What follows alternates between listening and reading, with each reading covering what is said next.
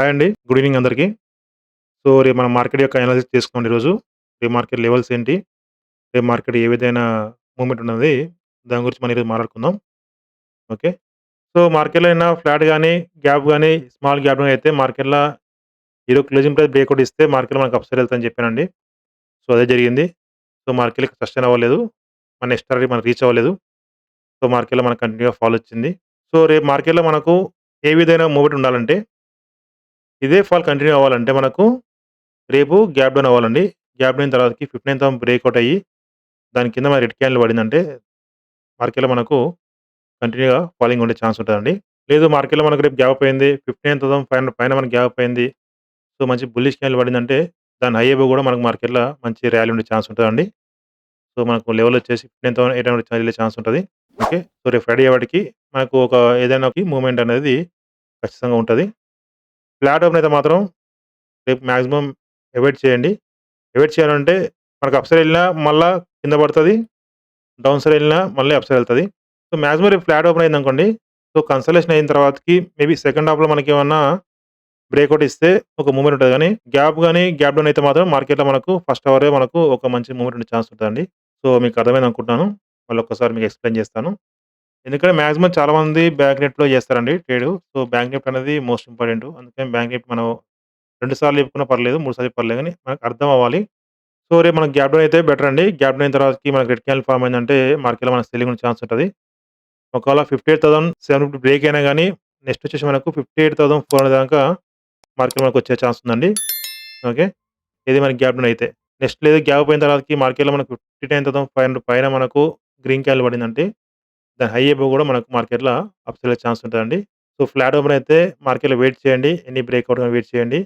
ఎందుకంటే రేపు వాలటాలిటీ ఉండే ఛాన్స్ ఉంటది. ఓకే. సో, రేపు మనకు బ్యాంక్ నిఫ్టీ లెవెల్స్ వచ్చేసి 15,000 support level, 58,750 second support level and last వచ్చేసి 58,400 అండి. సో, మనకు రెసిస్టెన్స్ వచ్చేసి 15,500 అండ్ నెక్స్ట్ వచ్చేసి 59,800 అండి. సో, ఇది కూడా బ్రేక్ అయితే మన నెక్స్ట్ వచ్చేసి 60,000 అండి. సో, నెక్స్ట్ వచ్చేసి మనం నిఫ్టీకెళ్ళిపోదాం. సో, ఇంకోటేందంటే మన లెవెల్స్ ఏదైతే మన లైవ్ మార్కెట్‌లో అప్డేట్స్ ఏవైతే ఉంటాయో మన టెలిగ్రామ్ ఛానెల్‌లో అప్డేట్ చేస్తానండి ఈరోజు. ఈరోజు మార్నింగ్ చెప్పాను wait for closing price breakout. So, breakout ఇసారా మార్కెట్‌లో మనకు 15,500 వరకు ఎళ్ళిందండి. ఓకే. నెక్స్ట్ వచ్చేసి మనం టార్గెట్ రీచ్ అని పెట్టాము. And Nifty also first target reach అని పెట్టామండి. సో, మన నిఫ్టీలో మనం ఒక ట్రేడ్ తీసుకున్నాం. సో, అది కూడా చెప్పాము. సో, నెక్స్ట్ వచ్చేసి మనం సెకండ్ టార్గెట్ వెయిట్ చేసాం గానీ మార్కెట్‌లో మనకి లో బ్రేక్ అయింది. సో, ఎగ్జిట్ అయిపోయానండి. ఓకే. సో, మన టెలిగ్రామ్ ఛానెల్‌లో లింక్ డిస్క్రిప్షన్‌లో ఇస్తాను. అండ్ మన టెలిగ్రామ్ ఛానెల్ నేమ్ వచ్చేసి ఆర్‌కేఎస్‌ఎల్ చేజర్ ట్రేడర్ అండి. ఓకే. లింక్ మన డిస్క్రిప్షన్‌లో ఇస్తాను. జాయిన్ అవ్వండి. మీకు లైవ్ అప్డేట్స్ మాత్రం ఖచ్చితంగా రోజు ఉంటాయి. సో, నెక్స్ట్ వచ్చేసి మనం నిఫ్టీకెళ్ళిపోదామండి. So, compare to Bank Nifty కొంచెం నిఫ్టీ మనకు ఈరోజు లో బ్రేక్ అవ్వకుండా కొంచెం అప్ సైడే హోల్డ్ చేసిందండి.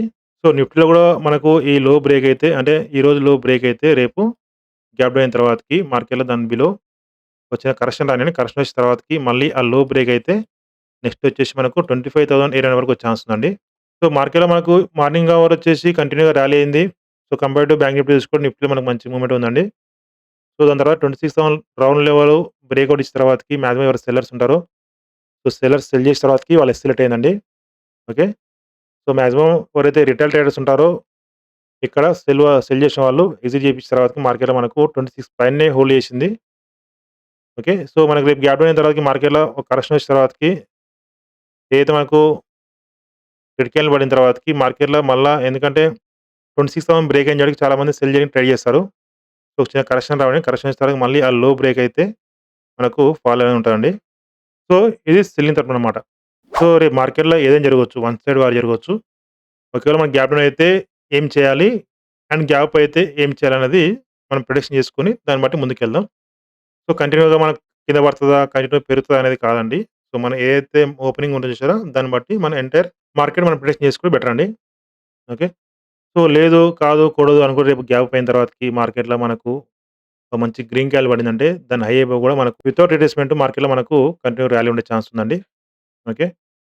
సో, గ్యాప్ డౌన్ అయితే మనకిక్కడ డిమాండ్ జోన్ ఉంది కాబట్టికి మార్కెట్‌లో మనకు మళ్ళా బయింగ్ చేపించడానికి మళ్ళా పడే ఛాన్స్ ఉంది. గ్యాప్ అయితే మార్కెట్‌లో ఆల్రెడీ ఇక్కడ బై చేశారో వాళ్ళు ఎస్కలేట్ అయిన తర్వాతకి మార్కెట్‌లో మనకి గ్యాప్ అయ్యేవాటికి మళ్ళా మనకు టైం ఇవ్వకుండా వెళ్ళే ఛాన్స్ ఉంటది. ఓకే. సో, దీంట్లో గూడా మనకు హెవీ గ్యాప్ అయితే మాత్రమే మార్కెట్‌లో మనకు మంచి మూవ్‌మెంట్ ఉంటది. ఫ్లాట్ ఓపెన్ అయితే వెయిట్ చేయండి. ఎనీ బ్రేక్‌ఔట్ ఇస్తే మాత్రం మనకు మంచి మూవ్‌మెంట్ అనేది ఉంటదండి. సో, దీంట్లో మనకు లెవెల్స్ వచ్చేసి 25,920 అండి first support level. And next వచ్చేసి 25,800 అండ్ రెసిస్టెన్స్ వచ్చేసి 26,070 అండ్ నెక్స్ట్ వచ్చేసి దీనిపైన మనకు గ్యాప్ అయిన తర్వాత మార్కెట్‌లో మనకు గ్రీన్ కలర్ పడిందంటే నెక్స్ట్ వచ్చేసి 26,180 అండి. సో, నేను చెప్పింది మీకు అర్థమైందనుకుంటున్నాను. ఒకవేళ అర్థం కాకపోతే ప్లీజ్ కామెంట్ చేయండి. రిప్లై ఇస్తాను. అలాగే నా వీడియోకి లైక్ చేయండి. సో, నెక్స్ట్ వచ్చేసి సెన్సెక్స్ అండి. సెన్సెక్స్ కూడా సేమ్ అండి. మార్కెట్‌లో మనకు గ్యాప్ డౌన్ అయింది. 85,000 బ్రేక్‌ఔట్ ఇచ్చిన తర్వాత మార్కెట్‌లో మనకు కంటిన్యూ‌గా బయర్స్ అనేది వచ్చారండి. నిఫ్టీ, సెన్సెక్స్ సేమ్ మూవ్‌మెంట్ ఉంటది. ఎందుకంటే ఇందులో స్టాక్స్ అందులో ఉంటాయి. అందులో స్టాక్స్ ఇందులో ఉంటాయి. సో, అందుకనే మార్కెట్‌లో మనకు సేమ్ మూవ్‌మెంట్ అనేది ఉంటదండి. దాని తర్వాతకి మనకు 85,500 నుంచి కంటిన్యూయస్ సెల్లింగ్ వచ్చింది. సో, ఇక బై చేశారు. వాళ్ళందరూ ఎస్కలేట్ అయిపోయింది.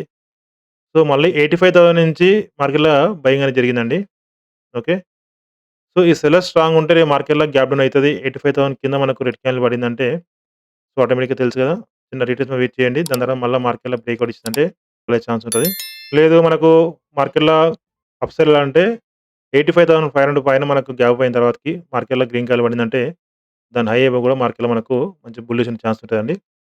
సో, రేపు ఎనీథింగ్ మనకైతే ఒక మంచి గ్యాప్ డౌన్ అయితే బెటర్ అండి. ఫ్లాట్ ఓపెన్ అయితే వెయిట్ చేయండి. ఈ లో బ్రేక్ అయ్యేంత వరకు వెయిట్ చేయండి. సో, ఎందుకంటే ఫ్లాట్ ఓపెన్ అయితే మార్కెట్‌లో మళ్ళీ బయర్స్ పార్టిసిపేట్ చేసే ఛాన్స్ ఉంటదండి. అందుకనే చెప్తున్నాను. సో, రేపు మనకు సెన్సెక్స్ లెవెల్ వచ్చేసి 85,000 first support level and next వచ్చేసి 84,700 అండ్ నెక్స్ట్ వచ్చేసి 84,400 అండి. అండ్ మార్కెట్‌లో మనకి గ్యాప్ అయిన తర్వాతకి అప్‌సైడ్ ఎళ్ళాలంటే నెక్స్ట్ వచ్చేసి మనకు 85,780 ఆర్ 800 అండి. అది కూడా బ్రేక్ అయిందంటే నెక్స్ట్ వచ్చేసి 86,000 అండి. సో, రేపు మార్కెట్ మనకు ఓపెన్ అయిన తర్వాతకి ఏమైనా అప్‌డేట్స్ కావాలంటే మన టెలిగ్రామ్ ఛానెల్‌లో అప్‌డేట్ ఇస్తానండి. సో, జాయిన్ అవ్వండి. మన ఛానెల్ వచ్చేసి ఆర్‌కేఎస్‌ఎల్ చేజర్ ట్రేడర్. సో, లింక్ కూడా డిస్క్రిప్షన్‌లో ఇస్తాను. సో, ఫాలో అవ్వండి. సో, ఇంకేమైనా డౌట్స్ ఉంటే కామెంట్ సెక్షన్‌లో కామెంట్ చేయండి. కామెంట్ రిప్లై ఇస్తాను. సో, థాంక్ యూ అండి. Thank you very much. మళ్ళీ రేపు కలుసుకుందాం. ఓకే. బాయ్ అండి. Good night.